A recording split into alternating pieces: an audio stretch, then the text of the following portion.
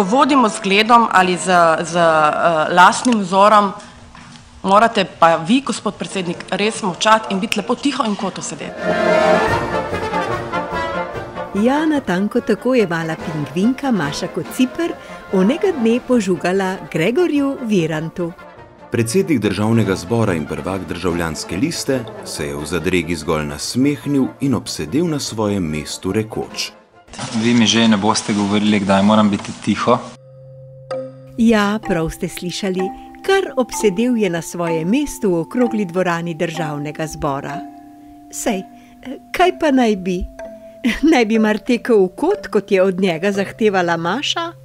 Smili se nam rivica, ko neumnosti kvasa. Zoran hoče, da modruje.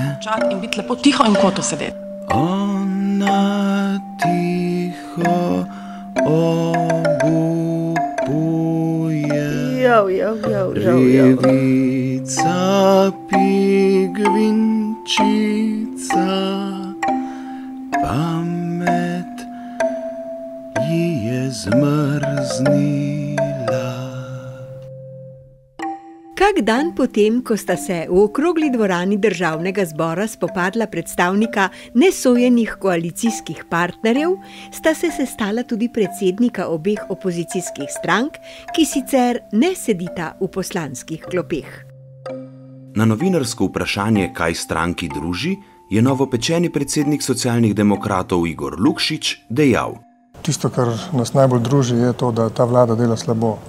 Prvak Pozitivne Slovenije Zoran Janković je bil bolj sočen. To, kar se počne, je dejansko mimo vseh moralnih norm.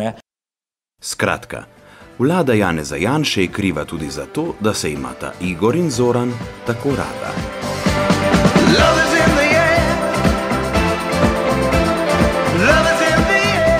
Igor Lukšič pa tudi ni pozabil povedati, koga si želi za partnerja. V slovenski politiki želimo kot partnerje ljudi, ki se ne sprehajajo med vlado, državnim zborom in sodišči. V politiki si Lukšič in njegovi za partnerje torej ne želijo ljudi, ki se sprehajajo med vlado, državnim zborom in sodiščem. Zoran Janković o tistih, ki se sprehajajo med mestno hišo, Komisijo za preprečevanje korupcije in sodišči, ni rekel prav nobene.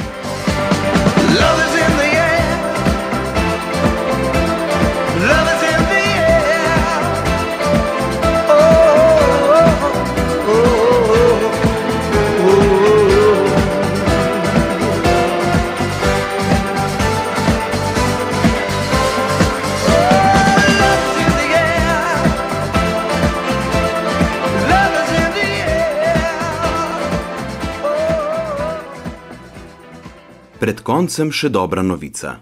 Izvedeli smo, da bo Nobelova nagrada za fiziko, ki jo Švedska kraljeva akademija znanosti podeljuje vsako leto 10. decembra, to je na obletnico smrti Alfreda Nobela, skoraj gotovo prišla v slovenske roke. Dobitnik oziroma dobitnica bo letos najbrž Naše gore list. Bolj točno bi bilo reči Naše gore cvet oziroma Cvetko. Gre namreč za Mašo Kociper, ki naj bi dobila nagrado za izjemen prispevek k teoriji ukrivljenosti vesolja. Iz Štokholma namreč poročajo, da je Maši Kociper tako rekoč nehote uspelo razrešiti doslej nerešljiv problem, kako v okrogli sobi lulati v kot.